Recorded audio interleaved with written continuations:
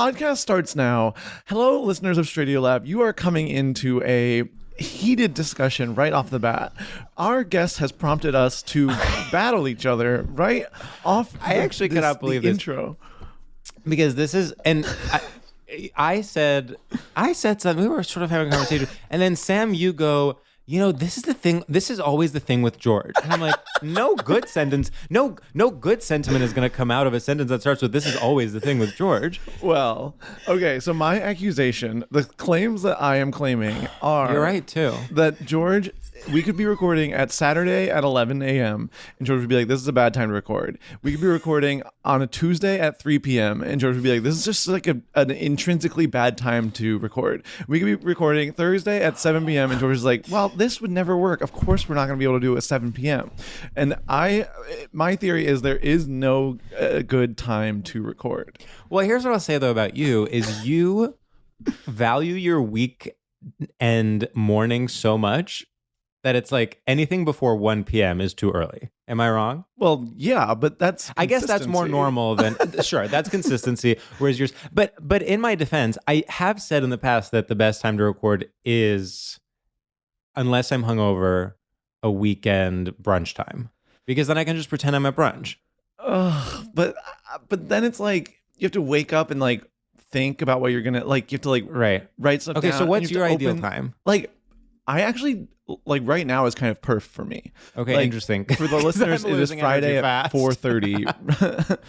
I think it works so much better because you're like, I like a weekday because it's like, it's like this is like we are like doing work. Like we have to have our laptop open. We have to be like focusing. We have to be in our homes or in a studio.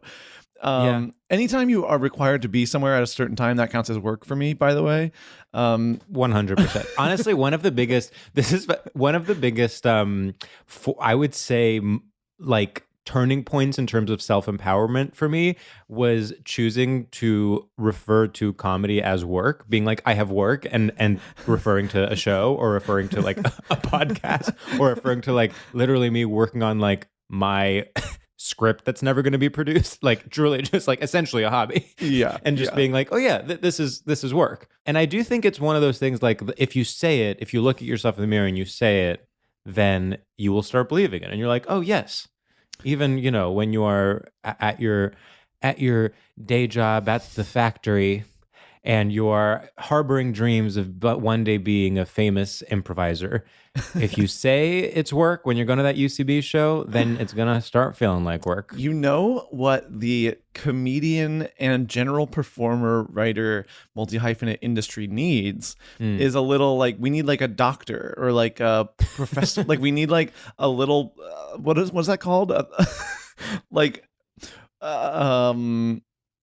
Wait, are you saying we need a degree? No, like we literally need like I am like Esquire. Yeah. I think that would like add the proper weight to, because it's like it does need to be acknowledged that we are spending time on something and it's very specific, but at the same time right now it's embarrassing to say, because it's like, well, I'm just a guy and I'm just a podcaster, and I don't want to say like I'm a comedian / podcaster / writing. No, I would rather die. Are never going to get made. First of all, you have to just say I'm a writer. And then of course people are like, what are you? And you're like, no. This isn't a therapy session. Like, take it or leave it. I am a writer. I actually think one of the funnier things is like how like successful can one person be without having their work ever be seen? Like how like much money can one make without ever being publicly known to be successful in literally entertainment? Because I actually think it's a lot. Wait, you're saying without getting stuff produced? Because to me, I'm like, when I think of someone, basically my impression of everyone in Los Angeles is that they're all constantly making a ton of money doing revisions of scripts and none of it is ever getting produced. So it's like your job is you just get like a constant stream of scripts, and it's like, well, who is someone we don't care about that I don't want to impress?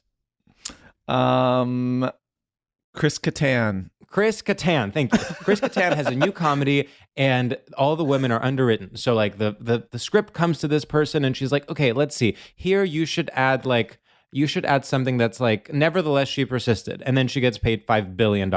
And then she's like, all right, well, on to the next. That movie obviously never gets made because it's starring Chris Kattan. And then, it's the next morning. She's like, okay, great. What's on the docket for today? And someone sends her a script and they're like, Refinery 29 is doing a promo campaign for Skims, but unfortunately, all the words are slurs. Can you edit it so that it's not offensive? And she's like, yeah, absolutely. I have years of experience doing this. She does that, another $5 billion. And then next thing you know, her kid is at Harvard Westlake.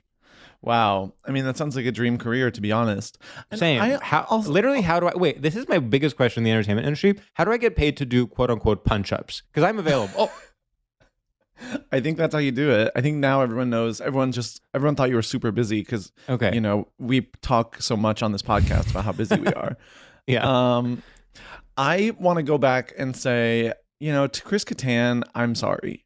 You raised me, and I'm not going to pretend that like Night at the Roxbury wasn't monumental in my life. And in fact, and even when you were the little monkey on SNL that would spit the apple and be horny, I thought that was genius.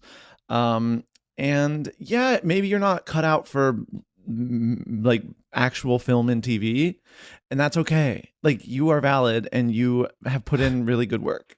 Yeah, and by the way, if your co-star, our boss, Will Ferrell, hears any of this, we're joking. And in fact, let's take all of that. I literally am, it's just now occurring to me, Night at the Roxbury, the other performer is in fact Will Ferrell. I think we can keep it in because I'm going to literally say, I love that movie. I love that. I love that movie. And in fact, I love, like, there are very few men of that generation that I would actually look back on and be like, ugh, they were overrated. In fact, they were all geniuses. Yeah. I mean, and Chris Kattan has had a flop career. It's okay to say that. I cannot believe this. They are pulling the plug as we speak. They are literally taking our content off of the feed. Oh my God. But so have we. Like, we have flop careers too. That's beautiful. Proudly. But actually, this brings me to my next thing that I sort of wanted to see if you agreed with me. And I was going to text you about this off air, but now that we're here, there's no going back. Here's my question for you. Uh-oh. Today is March 17th. This is probably going to come out in April. Do you think that we should start campaigning to get literally any pride campaign? Yeah, 100%. I think I want to say, unless it is something that directly contributes to the military-industrial complex, I'm open to it. Yeah. I want to make it very clear that we are open, we are available. Our rates are manageable, honestly, for a small to medium-sized business.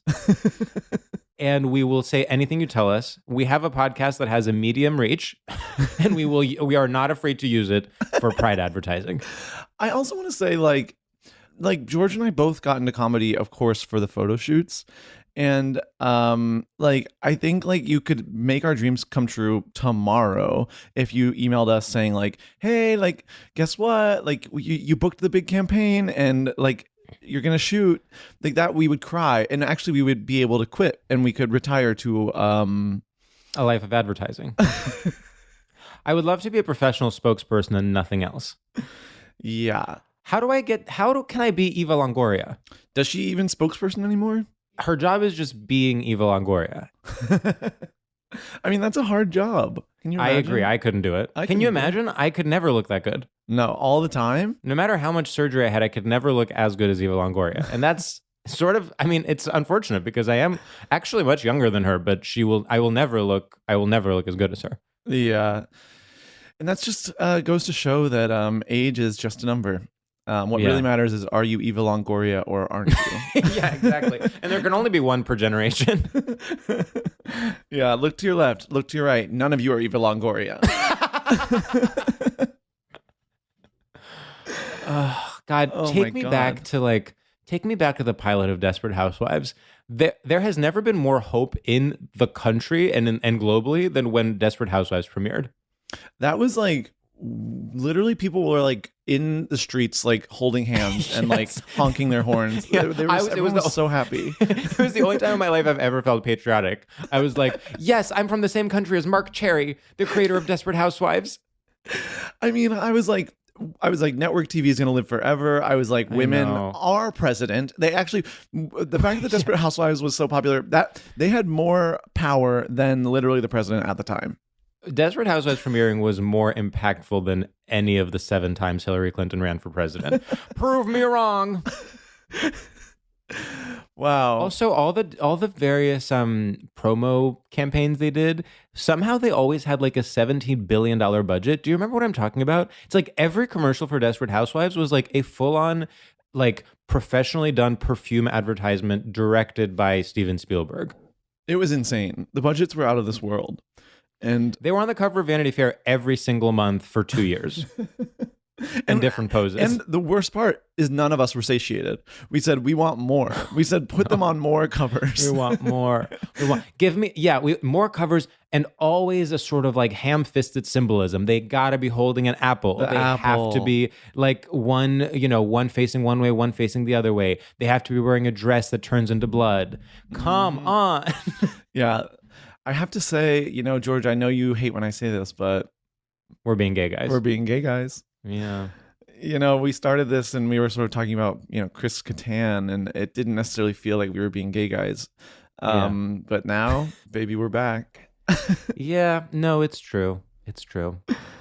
Okay, we have to bring in our guest. I do have more things to say, but I would ultimately, hope so. nothing I have to say won't be accentuated by the talents of our guest. I'm actually so excited for our guest because in talking to her for like literally 1 minute before we started recording, there was instant controversy, and I was like, wow, this is going to be juicy, oozy. She did her research, and she knows that the best way to be a good guest is to throw a wrench, sort of like pit us against one another. So without further ado, please give a warm hootie hoo to our friend Milly Tamarez. Hootie hoo! So Milly, oh my God, I have so many thoughts. Please, begin now. Begin now. Yeah, let me know, because I know you. So, do you have a question for me, or do you want me to just start? I want you to start. I would love for you to just start. In fact, the fact that like I know for a fact that if we just leave you to it, you will speak makes me so happy, because that's not always the case. And honestly, talk about a Friday afternoon. I know I keep interrupting you, even though I'm pretending I want to let you speak. But talk about a Friday afternoon. It's like Friday afternoon to record with someone who isn't ready to speak is hell. Hell, no. So without further ado, please take it away. I'm going to shut up. Heaven on earth. First of all, you said that comedians need a Juris Doctorate. I see what you're saying, and I do, on one end, I do understand that because I'm a comedian. Thanks for reading my bio. I'm a comedian. I'm a writer. I'm a podcaster. But I feel like people think it's just a fucking clown show. I get on stage. It's not a set that I've rehearsed. Sure. It's not hours and hours of me embarrassing myself doing self-tapes. It's not hours and hours of my manager being like, please cut 10 pages out of your pilot. And I'm like, but every line of dialogue is so important. So I get why we need a title. But on the other side of me, the more cynical side is saying, well, comedy is one of the biggest pyramid schemes in the game, baby. We're talking about pyramid schemes for straight people. Let's talk about improv, okay? And the last thing we need is a title that's out there. First of all, academia in general, pyramid scheme. You need a degree to get another degree to tell people to get a degree. First of all, pyramid scheme, that's Herbalife, baby. Second of all... No, 100%. Harvard found dead in the ditch. No, truly. Harvard, first of all, Harvard, built on slaves, so whatever. Second of all, pyramid scheme. And then you get to the top and you're like, wait, so I have a PhD and 2 postdocs, and I'm literally a professor. Can that be full time? They're like, no. No, you're an adjunct, bitch. The movie adjunct. First of all, you work at Burger King. They're not going to ask you to defend shit. Then you got to defend your thesis you've been writing for 10 years. Fuck that pyramid scheme. Anyway, because it's like, what happens if someone's like, offense? Then you have to start over? No thanks. I cannot believe that. Okay, wait. So UCB academia. Oh, what else is a pyramid scheme? Yeah. Everything's else in the pyramid scheme. Yoga, the teaching, the 100 hours of teaching, pyramid scheme. Yeah. You know what else is a pyramid scheme? Just like the general concept of Malcolm Gladwell saying we need 10,000 hours. Is that what you were saying before? Me? No, Yeah. I don't. Do you know how like his whole thing is like to be good at anything, you have to do it for 10,000 hours? Yeah. Which I kind of get. I mean, okay, so my friend is a professional makeup artist, and she told me that LL Cool J gave her life advice, which was, I know. Overnight sensations are 10 years in the making. Right. So to me, that's a more apt thing to what Malcolm Gladwell's saying. But basically, it's just like, which I think, in the age of TikTok and social media, a lot of people be getting it twisted. But you can't be the teacher without going to school. But is school a pyramid scheme? Probably. Mm-hmm. But it's just like, you got to put in hours. You got to put in work. You can't just show up somewhere and be the boss. Yeah. But then if they exploit you and take your money the whole time you're trying to be the boss, it's a pyramid scheme. So if education was free, then it wouldn't be a pyramid scheme. Well, yeah, because K through 12 not a pyramid scheme, right? True. Not a But pyramid scheme intentionally, but is it a pyramid scheme in practice? Where is it all ask going? charter schools. Yeah. Charter schools. That's true. That's true. Charter schools are pyramid schemes for sure, period, point blank. You know, UCB we're talking is about sort public- of UCB is sort of a charter school for adults. It's hard to say what's more sinister. Yeah. Both displace young Black people in equal amounts. So, UCB is lucky it shut down before they made the documentary about it because it was not going to be flattering. No, it's open again and people are taking classes and all the classes have sold out. You think I'm joking? Look it up. Oh, well, then in that case, I think they're a great organization. I would love for them to book me in their Marquee show. Oh, you don't even see all your. My favorite game is to see all the people that said all this shit about UCB now in performing in the LA location. Like ain't nothing wrong and please. nothing I happening. love that. I'll be there as soon as I book those plane tickets. Well, girl, let me tell you something. I'm gonna post that Instagram story, be like, "Hey, put me in a spot." And if there's a spot at UCB LA, I'm not gonna say no. What am I, the Pope? No. Okay. Second point, because I got a bunch of points. Please. Okay. I know you were like, how much shit can you do without anyone ever being able to see it? 2 words popped in my head. Milly Obama. Milly Obama's written on every goddamn show. What has she? You know what I'm saying? But okay, You know here's what a I'm question saying? for you. So are you saying, because those shows have come out? I mean, Schroed on Atlanta, like that's out. Are you saying just that like her name doesn't? It's not like a written by credit. Okay, yeah. Because she don't got any credits, but she's suddenly on every show. Donald Glover thinks like Milly Obama is the great because she's writing in his new show too, right? Yeah. Swarm.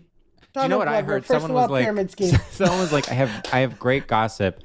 They're like, I have great gossip. And I was like, what is it? They're like, Milly Obama is really great in the room. What? That's not gossip. That's horrible gossip. That's not gossip. Okay, okay, listen to this. One time my friend was like, girl, I got gossip. I got tea. And then I was like, yeah, okay, tell me. And she was like, oh, I was talking to this guy and he hit on me. No. And then I'm like, that's not tea. That is not tea.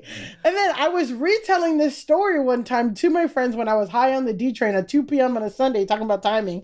And I was like, that's not tea, And then this guy, white guy, of course, but and just in case, white guy comes up and he's like, hey, can you keep it down? And I was like, no.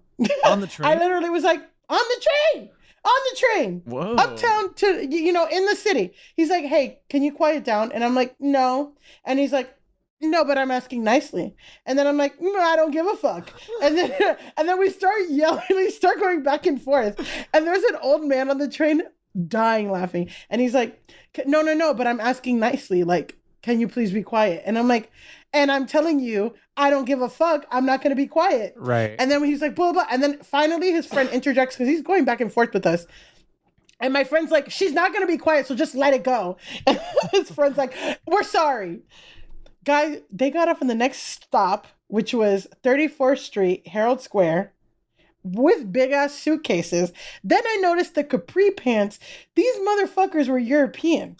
They're not even American. Wait, did they not have an accent when they Well, and then I know, then after, when they talked to me, I was like, oh my God, this motherfucker's from Stockholm. I'm assuming, but I'm like, I do not go to fucking Stockholm and regulate on train etiquette. Yeah. And I'm also like, baby, you're going on the Uptown D telling people to be quiet. Me telling you to shut the fuck up back is the nicest thing that will happen to you. Totally. Play with it. Well, in a place You could like get Stockholm, knifed. That's what I'm in a place saying. like Stockholm, it's like they have, they have all the, they have great health care. They're happy, blah, blah. But the one thing that's literally illegal is raising your voice. Well, and that's why I ain't there. Everyone's all like, oh, people are happy, this and that. No, they're not happy. You know what I'm saying? I'm just, whatever. No, So you're right. this ain't Stockholm.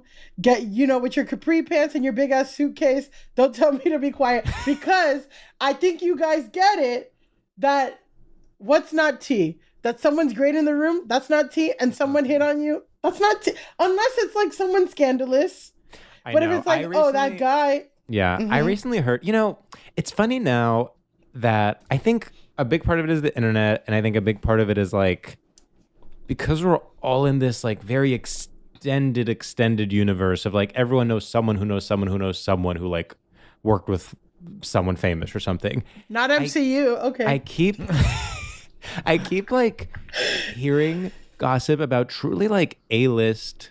I mean, we'll bleep out her name, but I heard a friend of a friend, hooked up with someone who she then found out was his husband that is cheating on her. Oh, girl, no! That's fucked up. But they could have an arrangement. Yeah, that's true. That's true. Actually, I was being poly-negative. You're right, Millie. They could have an arrangement. No, they couldn't, but you know what? I get it. But yeah, that's fucked. But that's someone I don't want to hear gossip about. That's oversteeped. That's oversteeped. That's too much caffeine for tea. Yeah, you didn't take the timer went off and you were neglecting it. That's that kind of tea. Millie, you're sort of pointing to an interesting distinction, to bring it back to the topic of our podcast, between like straight gossip and gay gossip. It's like, so actually for a straight person, that could count as gossip that someone hit on her. And I don't want to project a sexuality onto your friend, whoever it is. But I do think that in general, in the LGBTQ plus community, we have much higher standards for what counts as gossip. Would you agree? No. Okay, go on. Wow. Because, okay, first of all, this is my thing, right?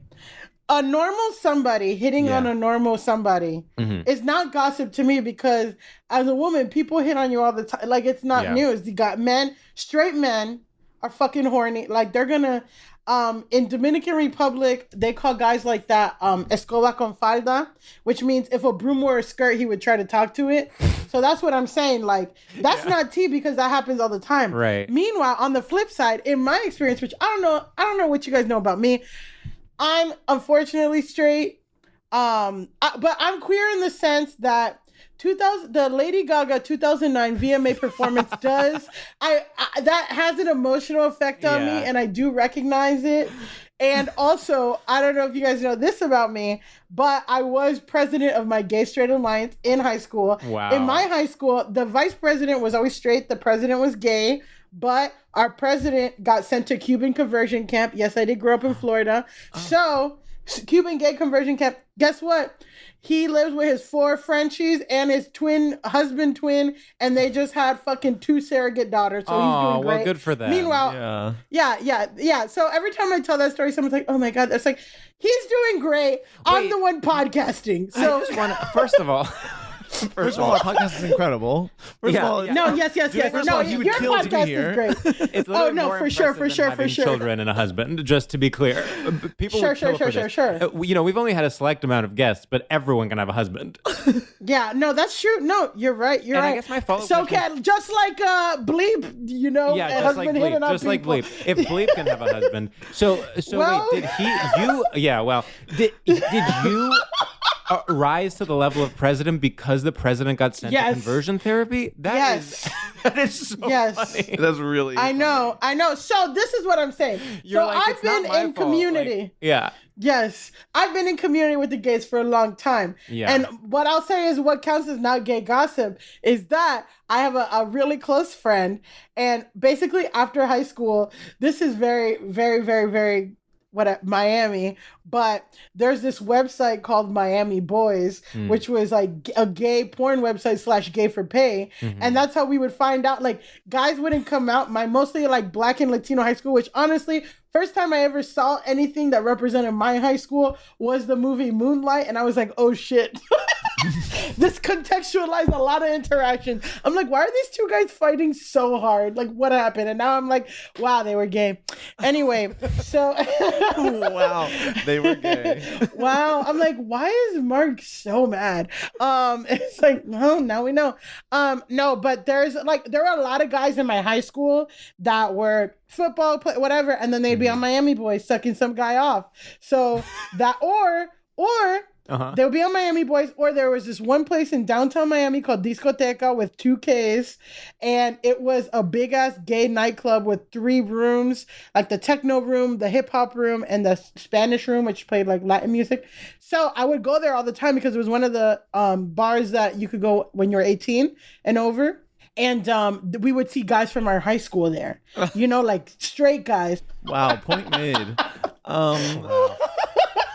There's something you're pointing to a really beautiful era when, like, in early college, when slowly people become gay, when it's like becomes like that is the 2-year period where, like, oops, that guy's gay. Oh, did you hear that guy's gay? Oh my, and it's like a rapid fire of like everyone becoming gay, and it feels like there's a moment where it feels like every single person you went to high school with is gonna be gay now, but really it's just like 5 guys. Well, and I wonder if. You're saying the era, but I'm also like, I wonder if that happens now today, or if like social media and Grindr has like changed things so that people, I wonder, or if that's just like always just like that period of time where, you know, people become more comfortable with their sexuality and they're always going to come out at the time, or now that there's social media, people see themselves more, who knows? Yeah, we got to get a 19-year-old on. Pick their brain. Yeah, we do need to have a 19-year-old on. I would sort of imagine that now, I guess, I don't know, much like everything, I think it's just so splintered that everyone just has a radically different experience. I think like there are people that are literally coming out like out of the womb, like voguing.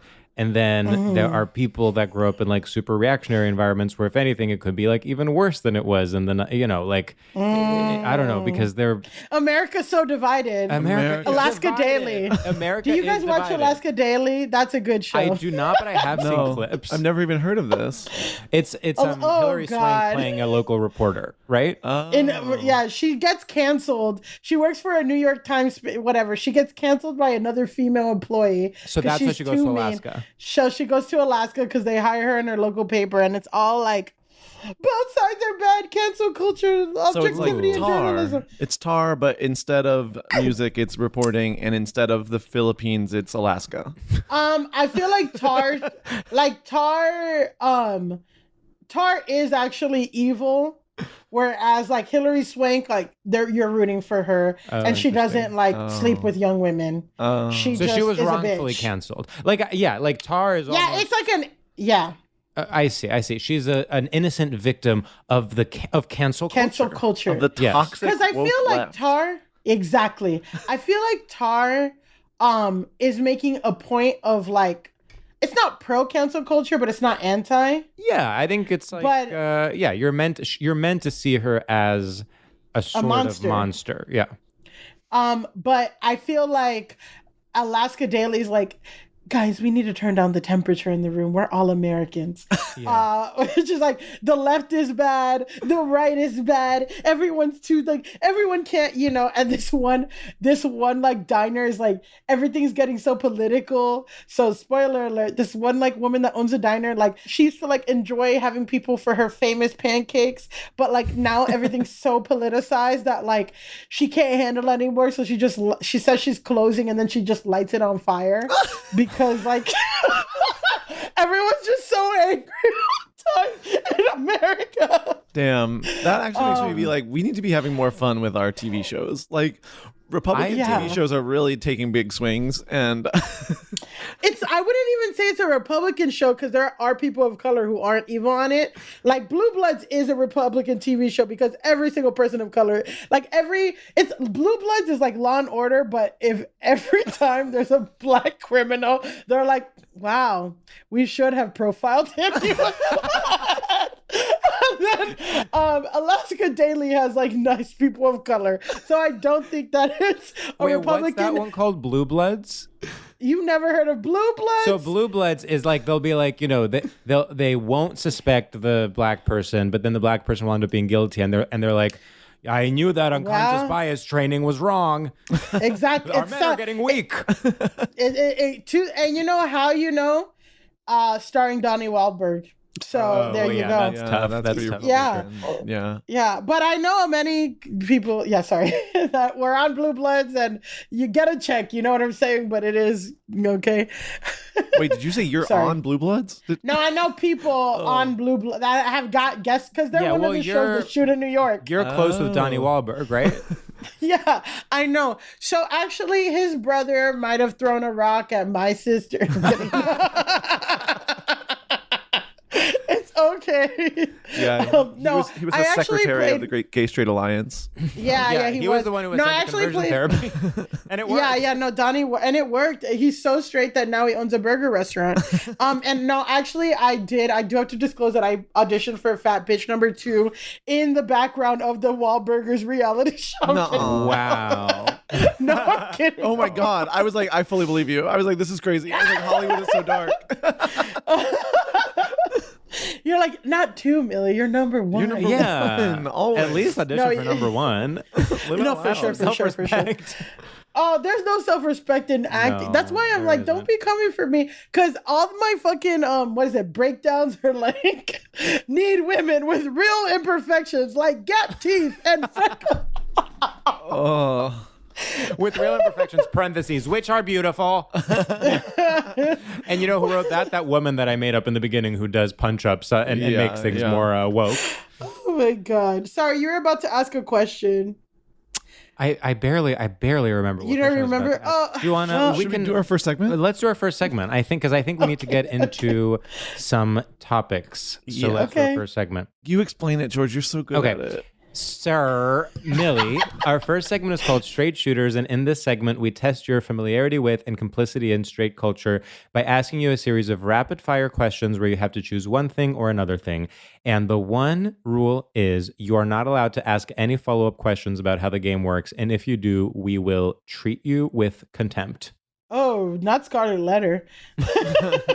Sam, take it away. Okay, Millie. Kathy Lee Gifford, Jamie Lee Curtis, or Sarah Lee Breads? Sarah Lee, that is less nepotism. Yeah, good point. Okay, Millie. Being the class clown or sitting your ass down? You know I'm going to say being a class clown because that's the name of my 1 hour show that's going to be on we love May 6th. Plug. I lost though, guys. I lost class clown, and you can find out at the show, but the girl who did win is a super influencer on Instagram. You know what? I'm getting really this sort upsetting. of pattern. You keep being, sorry to say this, runner-up. First to the gay kid that went to conversion therapy, now to this woman who's an influencer. Maybe that's what drives you. I mean, that is a classic comedian backstory, is like you were always almost so number close. one. So close. Yeah. Wow. Life on the D list. Move over, Kathy. Griffin. That is, wow. You know what, guys? I was a little bummed because I was supposed to have therapy from 3 to 3:45 today. That's why I said I could meet at 4:30. But my therapist got diarrhea and canceled. So who needs therapy now? Did they tell you that it was because of diarrhea? No, I always assume it's diarrhea. Oh, okay. But anyways, but that really analysis, that's all I need. Yeah. Is that I'm always almost there. Yeah. I mean, honestly, that is, you would pay thousands of dollars before someone gave you that straight up. I mean, truly, I have, and yes. My therapist is like, why did you call him back? Let's continue the segment. Okay, Millie.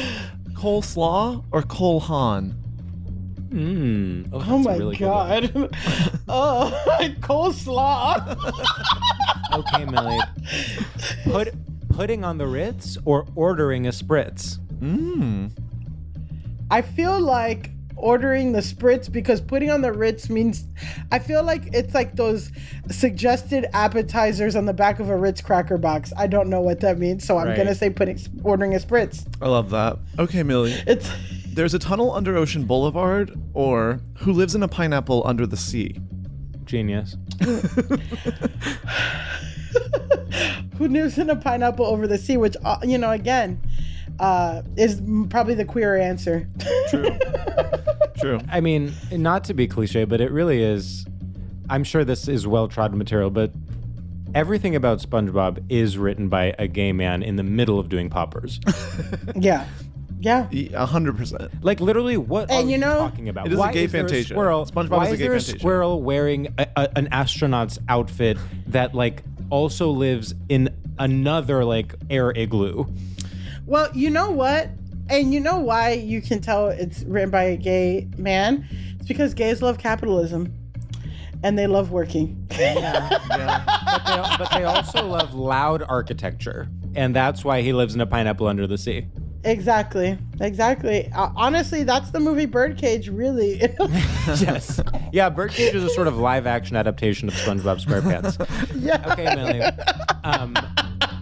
Next question. Reading the Financial Times or being guilty of financial crimes? Ooh. Oh my God, being guilty of financial crimes. You got it. So- I will one day I'll tell you the story about how I matched with Martin Shkreli on OkCupid. Whoa. Oh my God. And I said, "Is this real?" And he said, "Yes?" ? Did you guys meet up? No. I don't even want to know how much ass 70%. he gets, unfortunately. Oh. I'm sure it's a lot. I apologize for using that term, but he must have been having so much sex. In his heyday, probably. Yeah. But I thought I said 70% because that's the percent match we were on OkCupid. Wow. That is crazy. Dark, right? Dark. Very. Anyway. Okay, Millie, an American Girl doll or American Boy song Oh, by Estelle. by Estelle?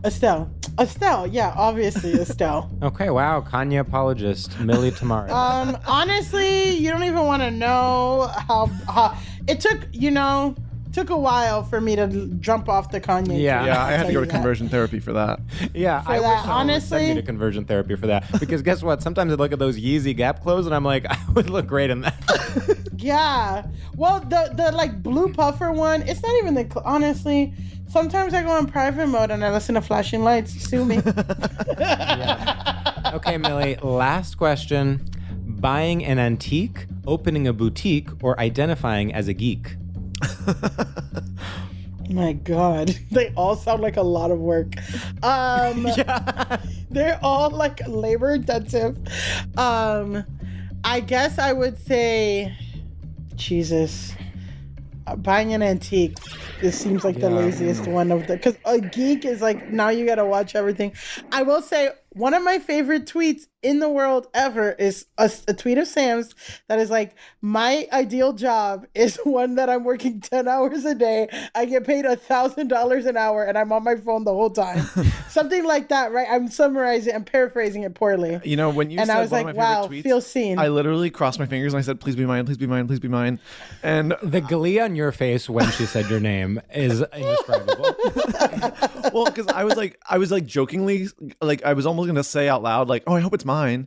And then you actually said it was, and I was like, Yeah. oh, that's so funny. Do you know what you looked like? Oh my- You looked like sort of in Requiem for a Dream, where they're trying to portray addiction, and they show like Ellen Burstyn, and she's so happy that she has her diet pills. That was you, addicted to attention, when Millie said my favorite tweet was a Sam tweet. Wow. Yeah. Oh my I'm- God. Well, Millie, I think you got 972 doves Out of 1,000. which is Yeah. incredible work. Oh, okay, cool. I think you did a great job. And you know, Almost there though. Almost. Yeah, almost.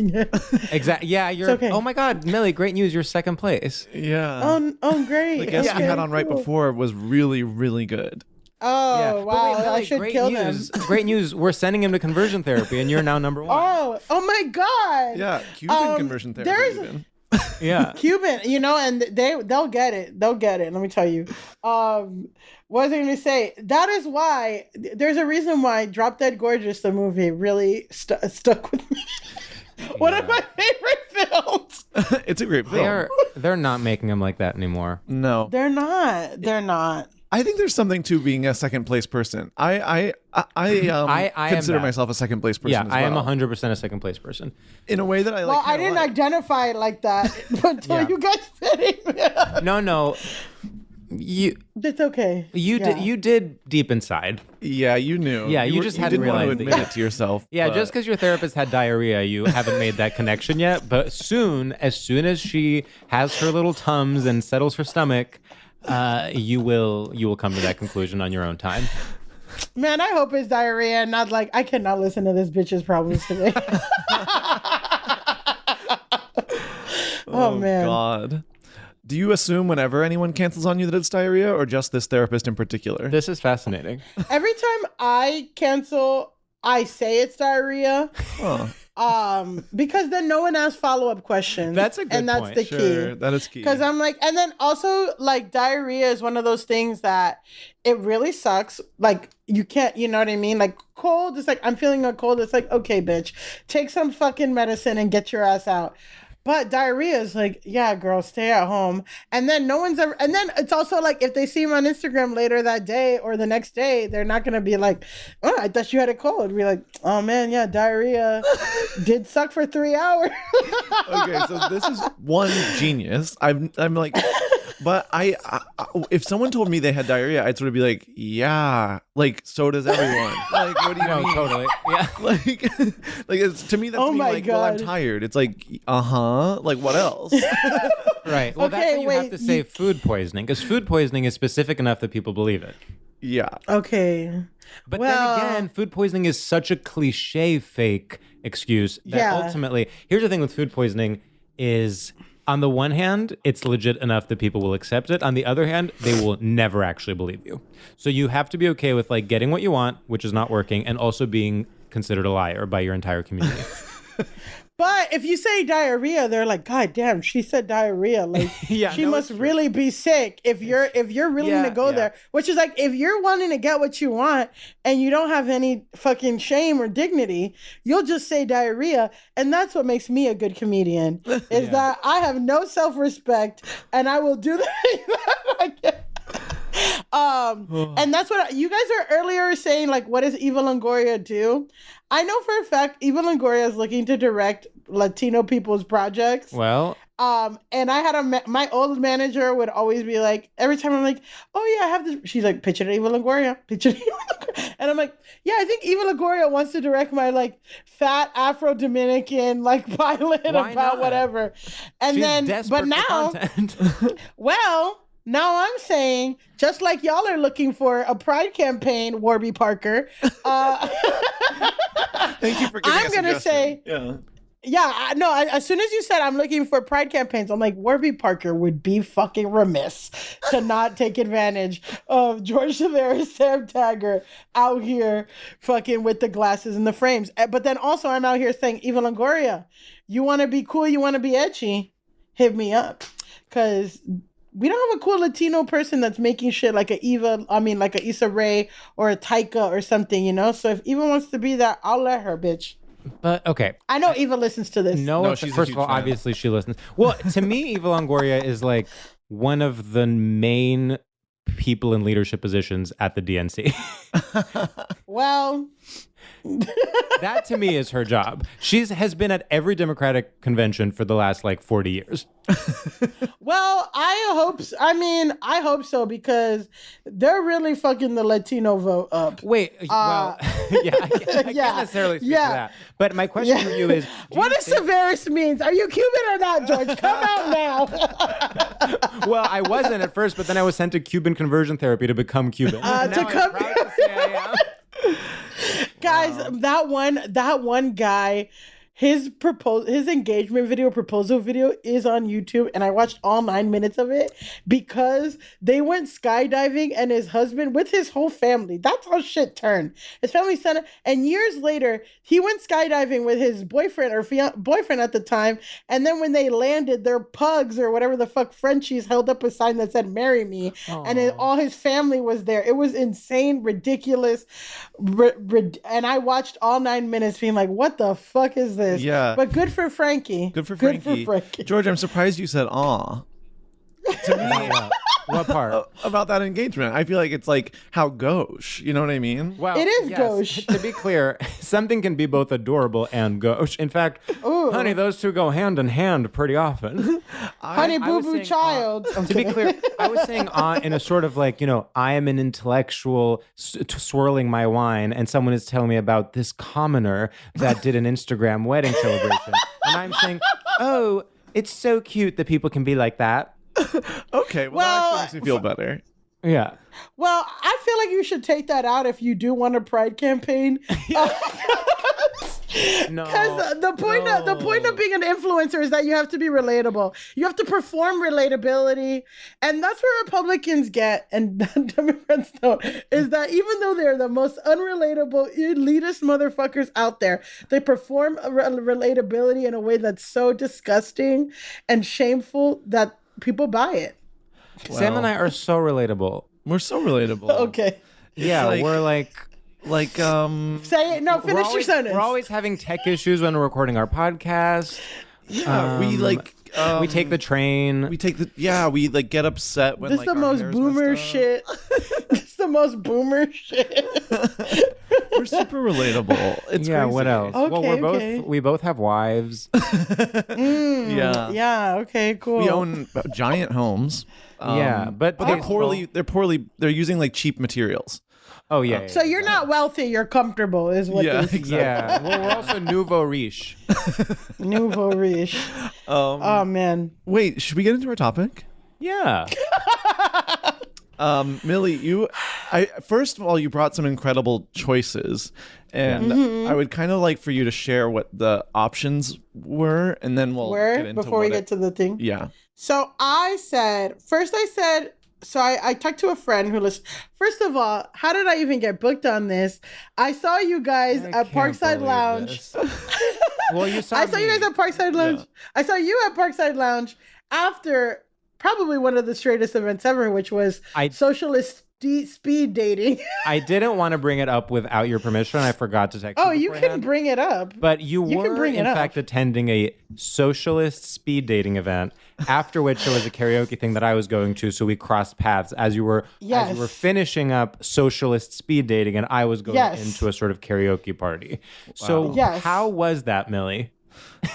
It was great. Let me tell you something, okay? Half of being a single woman in New York City, a single woman anywhere, half of the struggle is figuring out if a guy's a Republican or not. Right. So to be in a space where everyone is at least a Democrat, great. We're starting good. We're starting good. Whether or not there's chemistry, whatever, but at least I know I don't have to, like literally, I could play a game of like, is this guy a Republican or not on like with dating apps? Because they will hint at it. Someone's gonna be like, I didn't get the Fauci ouchie, and you're like, what? Oh no. Is this, or like, if they say too many things of like, don't like drama, it's like, okay. Yeah. So to just be in a space, I was already open to it, but yes, it was fun. It was great. There were some really great guys. I met like a history professor. I met a guy who was like unionizing the Starbucks he works at. Like, it was really cool. So I had a lot of fun, and people were game, and I don't have any shame about that. Like, I think the thing is too, a lot of problems with like dating events is that men don't show up. It's this whole dichotomy where it's like guys are complaining like you can't even talk to a woman anymore. But then there's tons of singles events out there and no guys will show up to them. And then it's like all these single women that like are in a space for guys to talk to them. Yeah. And no one wants, it's just like crazy. So, but socialists, they're there. The guys showed up. I mean, the idea of a singles event, I mean, talk about straight culture and talk about like a true staple of straight culture that if anything is dying out because of online dating, but is so a part of our conception of straight culture through film and TV and through like representations of it on TV. And I wonder, like, what was that like in the age of social media to go to a old school like speed dating event? I just I honestly felt like real life Tinder. Yeah. It's like, wow, where it's like, okay, everyone in this place, like, it showed like you wear a thing on your badge if you were like looking for a relationship or just looking for, you're not sure, or if you're just looking for friends, which if you fucking pay money to go do a speed dating event looking for friends, get the fuck out, UK's agent. But whatever, that was an option. So people didn't feel too vulnerable. But it really felt like, and then it was just you're talking to people and it literally felt like swiping. It's just like, oh, let's see what this guy's about. Like, is he attractive? What does he do? Like, you can chat a little bit and you're like, oh, okay. How long who do per you have person? chemistry? Was it really like they ring a bell and then you move on? No, it's literally like we're all in a room and they're like, okay, get in groups of 4. We're going to ask this question. And then so it was usually like 2 guys, 2 girls, or like whatever. And then, like we would talk. And I went with a friend too, which is nice because then the friend gets to suss out like, which does happen on social media, on like Tinder stuff. You can share screenshots like, what do you think of this guy or something? But it's also like, and then it was just opening it up to people's shit is so rigid too of like, oh, I'm only looking for the, and then when someone's in your face, you're like, oh, he's actually really nice, or like, I liked his energy, or like, you can banter a little, oh, whatever. And then, I liked it. Sounds fun. I wish that there was like, it's like tough, dating is like, dating with intention is like fucking like looking for a job. That's the analogy that I've heard, which is like, you gotta go online, you gotta tell your friends you're looking for it, you gotta try to find in person, make different versions of your resume and cover letter. Exactly. Never be complacent, like have a fun font. The sticker thing about like looking for something serious, not sure, or looking for a friend. I went to a gay bar that actually had something really similar to that. Was it hanky code? It was it was like a green wristband if anyone was allowed to touch you, a yellow wristband if they had to ask before touching you, and a red wristband if they weren't allowed to touch you.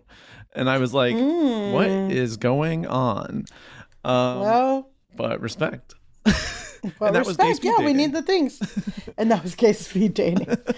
I mean, I just wish that, it was like a cool way of like, oh, it's just a different fucking way to meet people that's not just like gamifying it. But anyway, so I don't know if you have thoughts on that before I tell you the 2 topics. No, let's go to topics. I mean, one, I love that. Okay. I think it's so 90s and so vintage in a way. Yeah, you're being really Samantha. Love. Yeah, you're literally being Samantha. Well, it's actually very Miranda to speed date. But... Oh, you're right. You're so right. I can't even believe I said that. You're being a Miranda. Or definitely Charlotte. Duh. Oh my God. Well, how about I'm every woman, Shaka Khan, bitch. Anyway, the topics.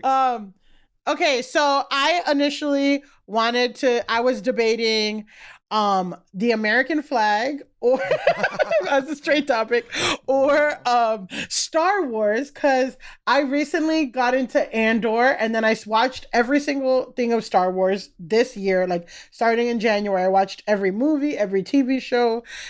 Whoa. Fucking crazy. And there's a lot there. I mean, we talked about it because it's like kind of like a strict binary, but it's also really, I feel like co-opting gay culture a lot of like found family and costumes and shit and all that. But found you guys were costumes and shit. Yeah, costumes and shit, queer culture. Aliens are gay. Totally. What's up? Yeah. I mean, Carrie Fisher. It's like you're gonna put a gay icon in your movie.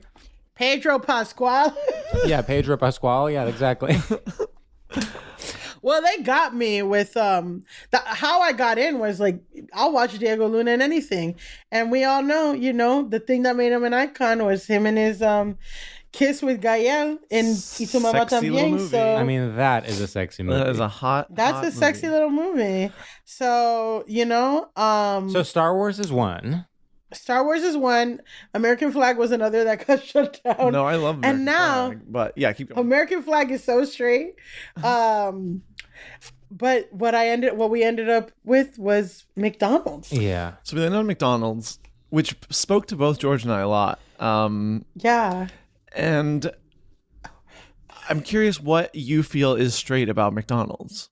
I just feel like there is this mass appeal that because I think people like to say like there's still, I think people, everyone, whatever, but it's like most people, like a lot of people are straight, like Say right. that. And it's like, yeah, a lot of people are straight still, and it's like, it's like billions of people are buying these burgers a year. No one's out saying they are, but they are. People are eating these fucking burgers. Oh, I see what you're saying. It's like we think that being straight is outdated or something, but in fact, there are straight people everywhere. In the same way, we think everyone's having kale salads. No. McDonald's is more successful than ever. McDonald's is more successful than ever. And there's something about, so it's like this mass appeal where like everyone's eating it, no one's saying, whatever. And then also like, there's just the pridefulness of being so straight and obnoxious. The red and yellow, you know what I mean? Yeah, it is like obnoxious. the capitalism, all of that, that is like the McDonald's ethos. It's like, is it the best? No, right? You go to a steakhouse, get a $30 burger. That's like high quality meat, whatever. Mm-hmm. Is it the most burgers sold in the world? Absolutely. Is it one of the first things I do when I go to a different country? Yes. Go to the McDonald's. Yeah. And then also more like less abstractly, there was the Cardi B and Offset meal. Well, the meals are getting absolutely absurd. The meals are getting out of hand. It's And too you're much. saying the Cardi B and Offset meal sort of celebrates straight monogamy. Well, and then also the dysfunction of straight monogamy, because Right. in my stand-up I talk Right, about warts they and all. went through a lot of warts and all straight monogamy. And you're drinking the orange high C. Do you know what's in a Cardi B meal? No. Okay, a Cardi B Offset meal because it was for Valentine's Day. I see. So it's the ultimate celebration of straight love. So it is a quarter pounder. Wait, no, sorry. Let me actually look this up because I don't want to fuck it up. Because I know your comments will be like, don't get this wrong, Millie. Our listeners This is get your really chance. obsessed Yeah, with Cardi facts. B herself will be like, "Don't listen to this podcast." Well, Eva Longoria is really seeing if she's going to take my pitch. Yeah. And it Okay. all depends on whether she can trust that you're journalistically, you have journalistic integrity. Okay, so what? So Okay. let's see. Okay, so what is the Cardi B Offset meal? It is a cheeseburger with barbecue sauce, Ooh, a Coke or Dr. Pepper for Cardi B, and a quarter pounder with cheese and an orange high C lava burst for our Offset. It comes with one set of large fries and an apple pie that you split. Well, that sounds bad. I don't want that. I'm actually Cardi Well- B's meal I'm kind of on board for, but the like orange juice with a burger is so No. nasty. No, it's orange high C. It's orange high C. Sorry. It's so good. It's so good. Really? I've had orange high C. It's basically like orange flavored fruit punch. Oh. Do you know what I mean? Sure. It's not orange juice. It's not orange juice. It's closer to a Sunkist, Okay. but with no carbonation. Huh. Well, I'm I learning guess- a lot every single day. You're learning. I'm teaching you about straight culture. Another straight thing about McDonald's, I feel, is even like the Happy Meal, where it's like, sort of this forced smile. Everything has to be like so happy, and you can't like be even a little bit like down. Like if it were queer, it would be like, the however you are feeling meal. Like it would be like Totally. Yeah. Also, I mean, you point to the Happy Meal, and it's like, I think a huge part of it is that they start you young. Like McDonald's, more than any of its peers, appeals to children. It has a mascot that is like a sort of like kids party clown. It has Happy Meals that like define your childhood. It has the bright colors that make it look like you're in a sort of like playground jungle gym environment. I mean, it is like you are brainwashed from day one. Even if your family doesn't go to McDonald's, you're defined by being one of those families that your parents don't allow you to go to McDonald's. And so no matter what, if you grew up with it or if you didn't grow up with it, McDonald's is a nostalgic, does bring you back to a sort of childhood innocence. Well, and also the thing about the Happy Meal is that, you know, your memories of McDonald's is associated with playing in that fucking disgusting playpen. Yeah. But like you want, and you get a toy with a meal. Like you don't get a toy with any other meal. So like when you want a McDonald's meal, again, it's that thing of like, oh, you know, this director came to my college and he was talking about like, you know, it's all about nostalgia and the sensory memory that things like kids want Happy Meals, or people even in their adulthood go to McDonald's because, and it's not because they love first of all, the fries are slamming, but also it's because of their memory of like, my parents took me here when I was a kid. Of course. I got ice cream and I played with my friends and all that. And you have that memory with it. And that's why McDonald's is so Toxic. great and toxic and straight and evil. Oh, wait, I yeah, have great. another- No, toxic. I have another. Okay, McDonald's is also like, of fast food, it is the one that is normal. Like that is the baseline, and everything else is like a variation on McDonald's, where it's like, like even like Arby's, you're like, well, that's queer. There's something. Arby's. If you're going for Arby's, Interesting that you say he's queer. you. It's not Interesting, 'cause normative. I would say- It's non-normative. Well, I would have said white trash, but interesting that you said. Well, but white I feel trash- like You know, white It's trash queer, is yeah. the queer of, if wasp is straight, white trash is queer. Yeah. If sort of Sure. a country club wasp wearing a lavender polo is straight, then you know, a sort of bronzer roots showing short skirt white woman is queer. I just feel like there are better examples of like a more gay restaurant, more queer restaurant than what's the Arby's. gayest fast food restaurant? Because I feel like a lot of Republicans love Arby's, No, that's fair. That's fair. and they, you know, did the roast beef, like you know what I Maybe mean? Outback Steakhouse, because it's foreign, is like I'm like, You know- okay, hold on. Nope. I was gonna say, Because I was gonna say Taco Bell, but I'm like, that's just stoner. yeah, But I'm like, yeah. Taco Bell. Checkers is you know. I mean, Checkers Hardee's is actually the straightest. Hardee's- It's like, so that's Republican.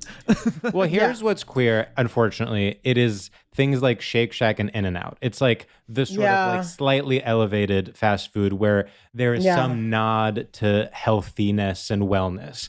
And, Well, and it's like, it's like slightly more expensive. You're like, you know, it's sort of like nodding towards the Subway. sweet green ethos. Subway is a Subway cis gay is man. good. Subway. Subway's a Well, you know what system, I was- yeah.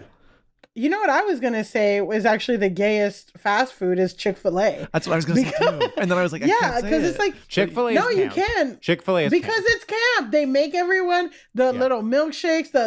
They make everyone wear a uniform. All the sauces, all that shit, and that's why they have to. But it's like a Republican senator who's really like really gay. Yeah. But hides it by where it Yes. puts its money. Yeah. All But- the sauces at Chick-fil-A are very much giving like LGBTQIA plus. It's like for it's literally sure. like they keep adding more sauces, and I'm like, how many more sauces are they gonna add? I'm becoming reactionary. I'm like, LGBTQ WTF. Yeah, and I'm gonna look up Chick-fil-A sauces because there's a lot. Chick-fil-A is gay, and Chick-fil-A is self-hating, and that's like even makes it even gayer. That's even gayer. Okay. Yeah. There's It's there's so Chick-fil-A true. sauce. There's Polynesian sauce. There's honey mustard. There's garden herb ranch. Gay. No, yeah. Okay, tell me if this is not the gay. Zesty buffalo sauce. Zest. I'm sorry, but barbecue sauce. Sweet and spicy sriracha sauce. Honey roasted barbecue sauce. You can get an 8, and then you can get 8 ounces of every other thing. And then, guys, we haven't even got to the dressings yet. Wow.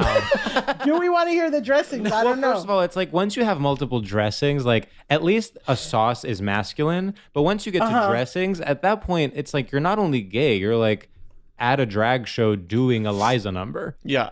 Yeah. Well, okay. Well, now I have to read So there's a zesty apple cider vinaigrette. There's a creamy salsa, a light Italian dressing, light balsamic vinaigrette, fat-free honey mustard dressing, garden herb ranch dressing, and finally, maybe arguably the queerest dressing, Avocado lime ranch. Oh, wow. yeah. Oh, Wow, yeah. these are like each a different. Sorry, now I'm looking at them too, Millie. These are each like a different kind of gay guy. Like, Okay. and sorry, I don't Say want more. Not that there are only gay guys in the LGBTQ plus spectrum. Oh, but that's But what I'm going matters to you I'm guys. going off of my experience, you know. And so I'm looking at like, you Yeah, know, it would be for offensive instance- if you were like, all these dressings are trans women. Oh my That would be like really toxic if you said that. like Well, we zesty stand apple for- cider vinaigrette to me is very like, it's very Chicago or even DC. Not Boys Town. Like, I would say light Italian is like Boston gay who works at Okay. Accenture. Okay. I would say Light Italian. Yeah, Garden Herb Ranch is tough. I'm thinking a bear that lives like more in a woodsy environment. Yeah, I was thinking Okay. Ohio came to mind. Ohio, yeah. Avocado Garden Herb Lime Ranch. Ranch is That's Miami. it is Miami, but it's like they're also a Republican. Yeah, well, listen.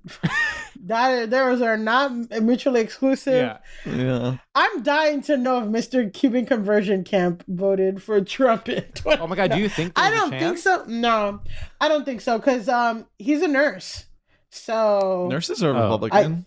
Yeah, Sometimes. nurses actually No, are more often than you would think. Wow, this is crazy to see these dipping sauces. They literally like form a rainbow, and I'm looking at essentially a year-round pride campaign. And they have the gall to be like, we don't support gay marriage. Well, sweetie, then stop enabling it with your sauces. Truly. well, and I'm also like, isn't it gay to be closed on a Sunday? Yeah. 100%. That's literally me being like, I can't podcast on Sundays because I went out on Saturday. Wait, I want to return to McDonald's because I feel like okay, we've gotten to like they start you young. Oh, another thing I would say is, and maybe I'm wrong, but I'm not going to look this up. To me, McDonald's, especially with Happy Meals, really pioneered a form of brand partnership. Like the fact that, you know, a movie was coming out, so you knew that the toy would be from that movie.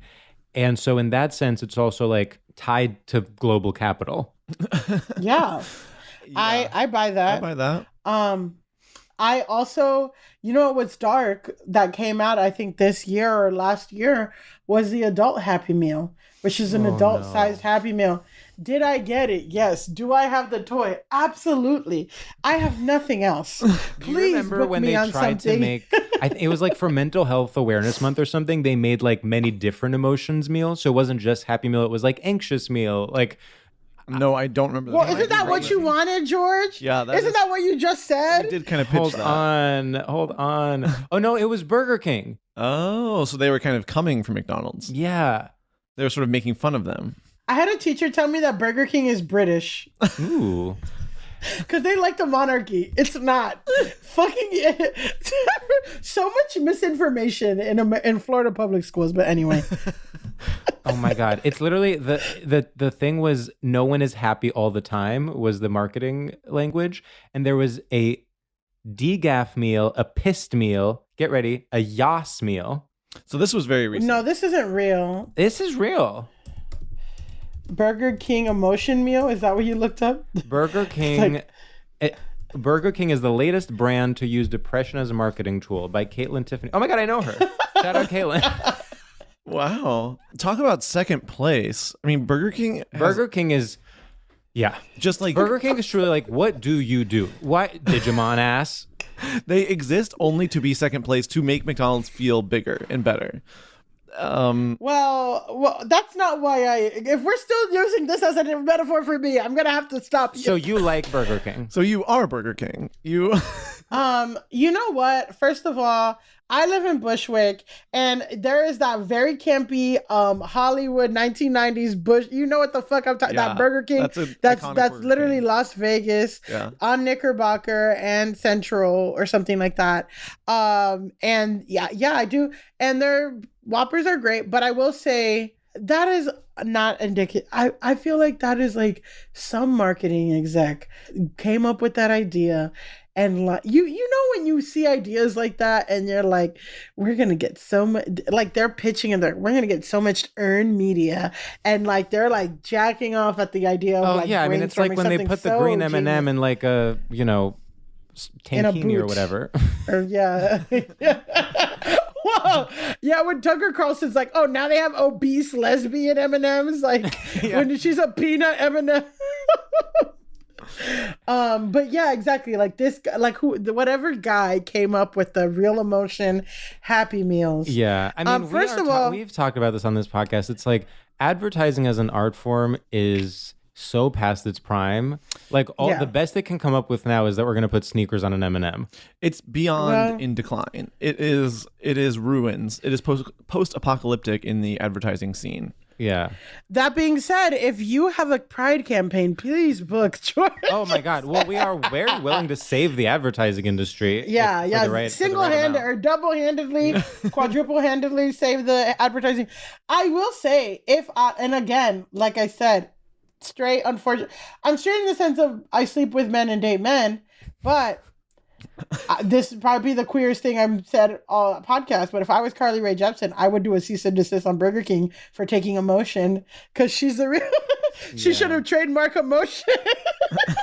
You know what I've heard though? What? This is controversial what I'm about to say, but I did hear it from someone who once was tangentially involved, is that she sort of like doesn't love her place in gay canon as much as you think she does. She like sort of wants to be more mainstream, and she's like a little tolerates the gay, like she doesn't get her that she is like a gay musician. Wow. But you know what? Tough titties, bitch. Yeah. And let me tell you, all of that is allegedly, and I will not be sued. I refuse. Yeah. And I'll say this, gays, I'll fucking take anything you can. I'm like, I will do it. Like, please, bitch. I'll be a great guest on Drag Race, please. You would but be a also, great guest on you actually Drag Race. would. Don't touch my hair. No, I'm kidding. Wow. I will say, you know what? But and the thing is, if that's true, that's too bad. Because if that's how you feel, be public about it, like Miss Azalea. You know she has contempt, and that's what she's loved even more for it. That's true. And that is what Carly. You can tell she.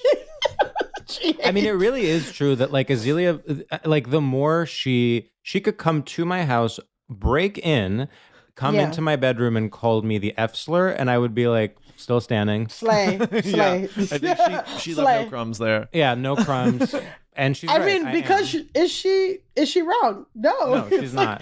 And that's the point, right? Yeah, she has radical honesty. But if you're gonna like low key hide, it's so funny. Before the whole pandemic, from like 2017, I was like, because someone joked, this is gonna be so stupid, but please, I feel like I've earned it in the way of whatever. But my friend would be like, Milly, you're a gay icon, and I'm like, yeah, 2022. I said this in like 2017. I'm like, 2022, I'm getting a float in the Pride Parade, because I looked it up, and anybody, if you pay like $1,000, you can technically have a float in the Pride Parade.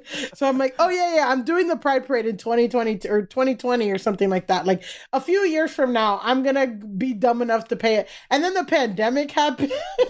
Yeah. So it derailed my thing, but I'm gonna pay, and it's not gonna be, and it's just gonna be Milly. It's not just gonna be say your name. Yeah. Because if it's Big Pens can fucking do a Pride Parade float, I can just have and I have marched in the Gay Pride Parade with my Buddhist organization.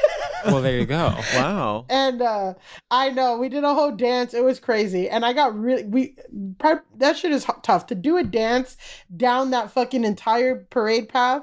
And then I was one time I was doing it, and I was really tired, and a really fat black gay kid with a wig on was like, big girl, you better not get tired.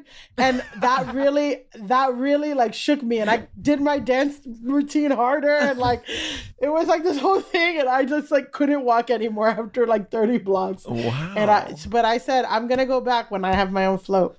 I think that's a beautiful goal. It's all on you. We'll all start saving up. Yeah. Maybe we can do StraightioLab X Milly, and we can sort of kill two birds with one stone. And maybe we can be sponsored by Big Pens. Yeah. Big pens. And you know what? If you guys accidentally end up in Cuban conversion camp in Tampa, Florida, that's not on me. I did not orchestrate that. No, of course No, not. you're That like is a driving, coincidence. you're driving the float. It's like not in the normal parade. We're like, where are we going? You're like, you'll see. We're going to convert. You'll It's like see. 3 days before the parade. You're like, no, they're starting early. It's like, no, this is Cuban LGBTQ parade.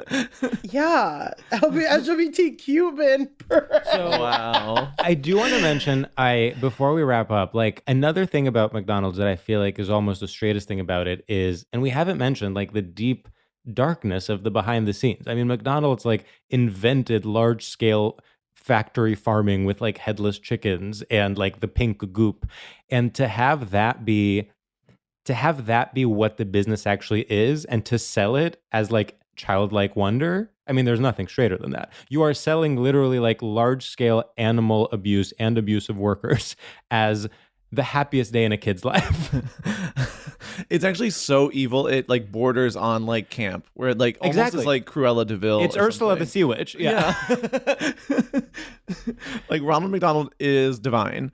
There's something to it. Sorry, I have a kind of emergency, but give me 1 second. I'll figure it out. But it's just I need like 2 minutes. Okay. Okay. It was if I even tell you, it was my dog groomer that my dog's ready to get picked up. That was your dog groomer? Oh my God. Wait, we're keeping It's like we're Valentino's ready. I just want to say, we are keeping in that you said you have an emergency and then you came back, and I was afraid you were going to be like, oh my God, like my Someone cousin's died. in the hospital. No. Like, No. Well, they're just like Valentino needs to be. yeah. But then I called and I talked, and it's good. We're good. I'm good for Okay, another great. like, 40 minutes. Well, I think we can do our final segment. I think we can do our final Yeah, Well, yeah, Milly, yeah. any final thoughts on McDonald's? You know, I'll just say this, like, there's a shame, like, I'm not like, I don't eat fast food every day. I don't do, you know, whatever, but I do find it annoying when people are like, McDonald's, like, I don't eat fast food. Like, I haven't eaten McDonald's in 10 years. I'm like, what? It's hard for me, and I feel like George might be one of those first people. When's the last time you ate McDonald's? I mean, I'm sorry to say, I am one of those Yeah, people. exactly. I'm always, when people talk about, I would say I eat fast food 1 to 2 times a year, and it's always like, although Wow. recently, because there's a Popeyes close to Singers, recently I've actually Well, exactly. Yeah, well, but I'm just like, you know, so I just like one time, and I was hanging out with a lot of my gay friends, and one time, and this is like the thing that's annoying, and I think it also has to do with being fat too. It's like, I'm not eating it every day, whatever, but sometimes I'm gonna eat it. And I feel like people get fucking ashamed, or there's a shame around it or whatever, or they're like, I'm not gonna do it. But then, so one time I was out with my friends after a show, and we have mutual friends with them, and I was like, okay, I'm gonna go to McDonald's, I'm gonna get this Cardi B Offset meal. And then there was like, does anyone want anything? And then our friend Dexter and our friend David was like, yeah, I'll get a Shamrock Shake. Great. Then I was like, does anyone want anything else? Okay, no, the other people in the group, whatever. Everyone was digging into my fry. You know what I mean? It's like, they don't want the stigma of ordering McDonald's. Not Dexter and David, but I'm just saying other people we were with, like that's to say the shame, and they don't want the stigma of being like, oh yeah, I'm going to order from McDonald's. But motherfucker, these people fucked my shit up. They ate all my fries. They ate all my, they're asking for, and I'm just like, why did you know what I mean? And it's like, and I think people have this shame of like, well, I don't want to be that person that goes to McDonald's. I don't want to blah, blah, blah. And I feel like that is also tied to body image thing of like, I already know that people are going to think I'm fat or whatever because of how I see me. So I don't really give a fuck if you see me eat McDonald's. But people feel some kind of way. But guess what? When the fries are in their face, they're eating all of it. And I'm like, you could have just told me you want some fries. 100%. And that's what I'll say about McDonald's. And that's my straight pride. You know, it's interesting what you say about like the body image element, because to me, in fact, one of the reasons I wouldn't go to a place like McDonald's is because I feel like the portions are so tiny and you have to end up ordering like 3 burgers to be full. Whereas if I go to like a quote unquote fancy Brooklyn American restaurant and order the burger, I know I will be satisfied by the end. And it's going to come with like a bucket of like thick cut fries. The burger is going to be like thick and juicy, and You're being nasty. Oh. Thick and You know what? juicy. You're being so perverted. I honestly am both hungry and horny right now, so it's really 4:35 for 4:30 Friday. You're like, I can't That's why record. you gotta- I'm hungry and horny. I'm like, wait, I'm really hungry and horny. That's why you gotta only record at 9:45 a.m. on Monday. It's funny when you like sort of like learn that about yourself in real time. I'm like, oh, that's what that is. Yeah, that is funny. Like thick cut, juicy, fresh, uncut fries. And Yeah, sopping with And sauce. an oozing patty. yeah. Well, I want to come out and officially say that McDonald's breakfast has a lot of hype and lives up to it. And I want to Yes. say that I am a supporter of that hype. A McGriddle is so good, and Yes. that is when I stan McDonald's the most. They're Their really hash innovating. browns. To die for. The hash browns are so crispy and good. Wow. Yeah. Wow. Having Glad you said came that- out. Yeah, I having said support that, Thank you. you know, justice for literally animals. you. Yeah, okay. True, yeah, that's whatever. true. I don't understand. I Whatever. wish they would just do fake meat because it's like doesn't taste like real meat. Just make it it's fully so fake. yes, I think they should. No, Here's that's my true. plan for McDonald's. They should do fake meat, but not advertise it. Because 100% lie to us. It's a Tell win-win. us it's Just meat. lie to people and tell them it's meat. But didn't Already Taco it's not Bell meat. do that and they got sold they got I like guess. I guess literally they you got can't lie. sued. Yeah, you can't actually lie. you got sued, but Taco Bell did that. Taco Bell gave people like fake meat. Taco Bell's And an everyone's like, activist. yeah. Yeah. Well, they should Taco just Bell have, like, is an activist. They should have. if the cause is They should do all Stoners. fake meat, Lying. but then have like a chicken cough on it, so that technically it has some animal DNA, and then you can Yeah, make it. That's a good idea. oh my Thank god, not you. a chicken cough. You want another pandemic, George? George does. He keeps saying he One wants another wasn't enough for pandemic. you. I'm like, I miss lockdown. I'm too anxious like- now. Bird flu part 2. Bird flu part 2, baby. Let's do our final segment. Yeah, let's do our final segment. Okay. Millie, our final segment is called Shoutouts, and in this segment we pay homage to the grand straight tradition of the radio shoutout, and we just shout out to anything that we enjoy. So imagine it's 2001 and you're at TRL in Times Square shouting out to your squad back home, but about anything that you like. And I have one. I have come so prepared, so I'll start. Please. What is up, freaks, losers, and most importantly, the perverts? I want to give a huge shout out to Tostitos with a hint of lime chips. Oh, baby, baby, baby. I got a bag of Tostitos hint of lime chips because, yeah, I was making sort of an at-home burrito bowl, and I said, well, why not? And I could not stop eating these damn chips, and the hint of lime, well, I'll tell you what, it's a little bit more than a hint. It is fully telling me there is lime in these chips, and I celebrate it. I don't think we need to hint, wink, wink, that we have lime. I think we can be out and proud about the fact that there is lime on our chips and that we, in fact, like the taste of it. It is not quite a Dorito, but definitely not a tortilla chip anymore. It is something so real and so pure and so new. Actually, hint of lime chips, it's like seltzer but chips. Does this make sense? Flavored seltzer but chips. This is genius. This is a good point. I'm smart and I love Tostitos hint of lime chips. XOXO, Sam. Wow. Wow. It is seltzer. It's flavored seltzer of chips. I actually made a groundbreaking discovery. I mean, hint of lime, the way the branding of hint of lime is so strong. Yeah. Yeah. It's like genius. And it's also one of those things where like when you come up with it, someone, in the room could be like, well, that's too literal. I mean, hint of lime. I don't know. Like who's going to go for that? You want to call it something like a bamboozle of lime. Yeah. But then it's like, no. Sometimes simplicity is key. Okay. I'm deciding. Okay, I'll do this. What's up, music lovers and art lovers and lovers of women out there? I want to give a shout out to the song It's Not Up to You by Bjork. I was listening to the album Vespertine the other day, an album which I'm ashamed to say, even though I'm a Bjork head, is not one that I'm overly familiar with.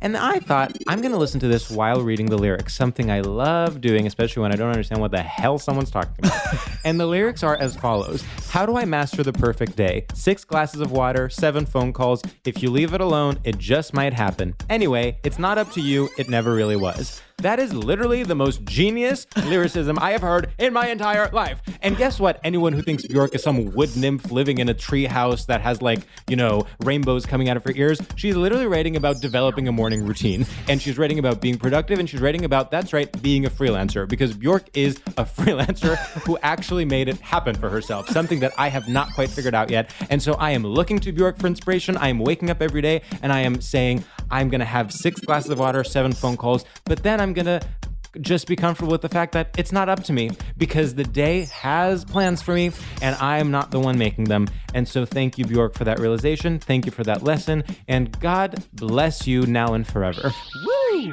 George, thank you for pointing that out. I actually do think a lot of people are like, oh, she's wood. Like, the perception is like, oh, she lives in the water and she's like alien. Yeah. And it's like, no, she's actually a normal person and addresses that quite regularly. Yes. And all her songs are literally, let me tell you something, and I'm not counting any album after like 2003. Like, I understand that then she went off the deep end, but I mean, the main albums, like, Debut, or is that what it's called? Debut? Yeah. The first Debut, one? Post, and like Vespertine and like all those albums. Like, they're literally about simple human. When she, in All Is Full of Love, she's like, all is full of love, you're just not receiving. That is literally like, that is embroidered pillow level cliche. Like, she's just like saying it in a way that is Bjork. She's a genius. I mean, even on the new album, I was one time in like the most bummer mood and she was like, hope is a muscle. And I was like, fuck. Like, of course it is. Like, duh, you idiot. You have to like work on it. No, it's... Well, Carly Rae Jepsen also said the heart is a muscle, but we're not allowed to talk about her. So, okay, all right, Millie, whenever you're ready. What's up, nosy ass people? I want to shout out Am I the Asshole threads on TikTok with those little video games behind it. Yeah.